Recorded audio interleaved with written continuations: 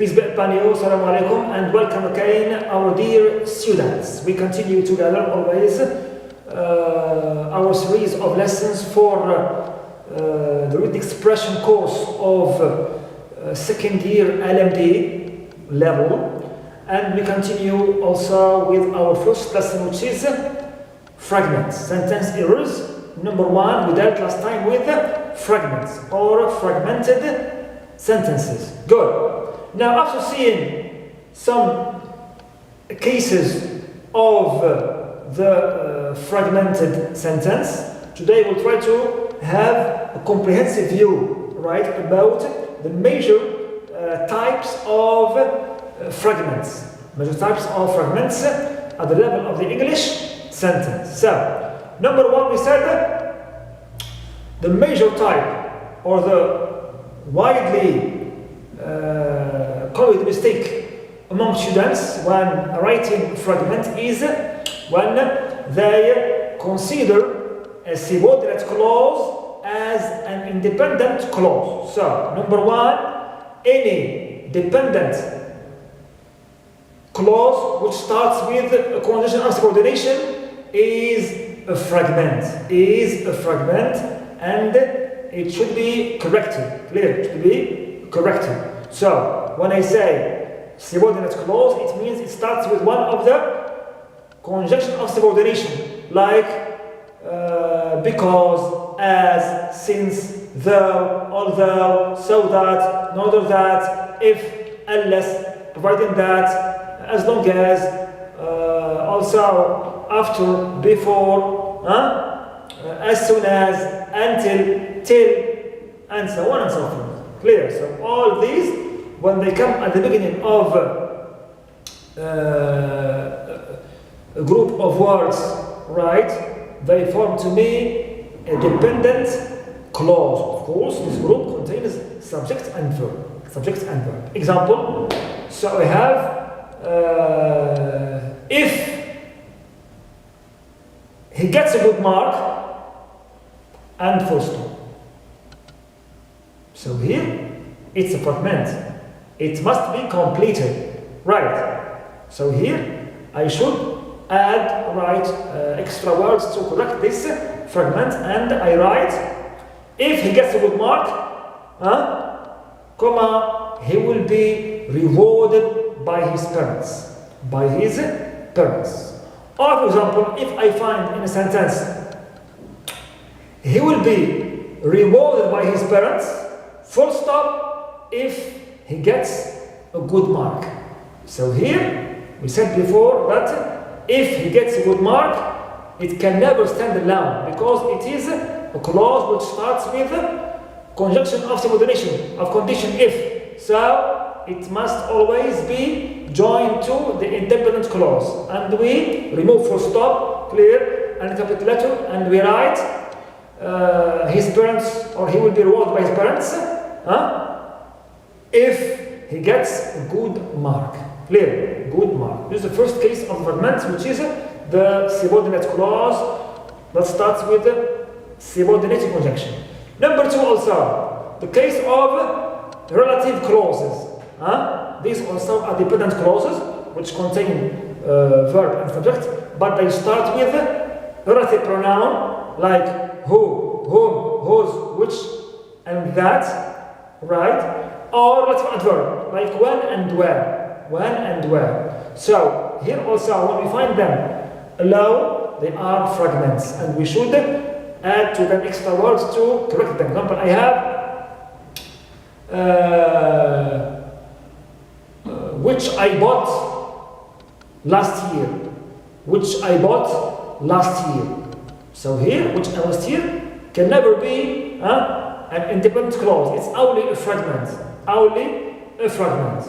Right. So I must add to it another group of words to complete its meaning. Okay, its meaning through this independent clause. And I write, this is, or I like the watch which I bought last year. I like the watch which I bought last year.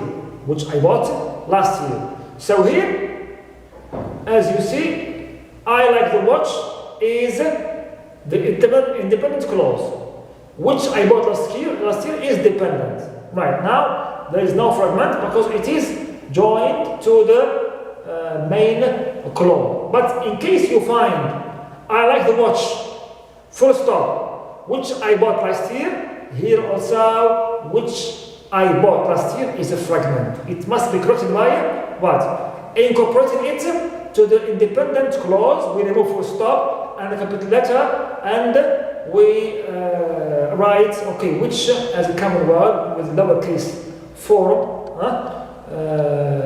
I bought or I like the watch which I bought last year, which I bought last, without any full stop or capital letter, clear capital letter. Third case also for fragments, you may find in the English sentence.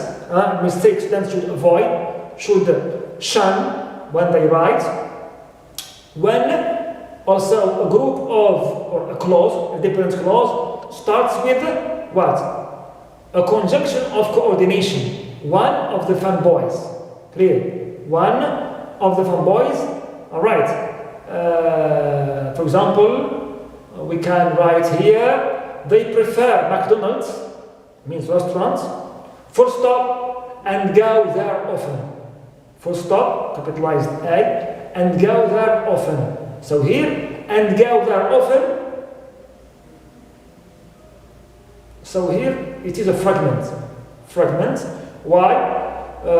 First, here we have no subject. Second one, number one, clear. And it starts with the fanboys, capitalized. Right, capitalized. So it lacks mainly a subject, and it starts with one of the fanboys. So to correct it, I should join the two clauses together, right? And I write, they prefer McDonald's, right? Comma, and they go there often. And they go there often, right? Clear. Or for the case of compound predicate, you can also write, they prefer McDonald's and go there often. And go there often, without any need of putting full stop or capital letter. Clear? Good. Next case is the case of when a group of words start with a preposition. Preposition. For example, like when you have, he drives very fast, full stop, to the end of the road. To the end of the road.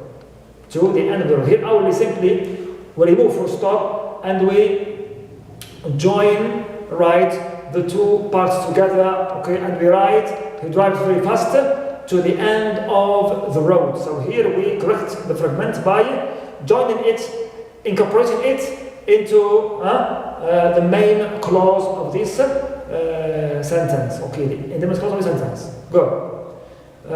Also, in case you have, for example, fragment of which starts with the preposition allow to the end of the road, allow, here it's a fragment.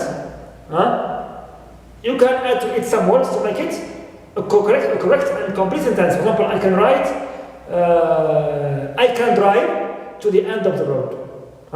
To the end of the road. I can drive to the end of the road, simply to make it a complete sentence and avoid the fragment, fragmented phrase here. Number 5, also when we have the case of an appositive in a sentence without punctuation.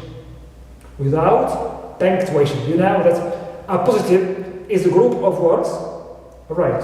Next words, which comes to identify, clear, or describe a word before them.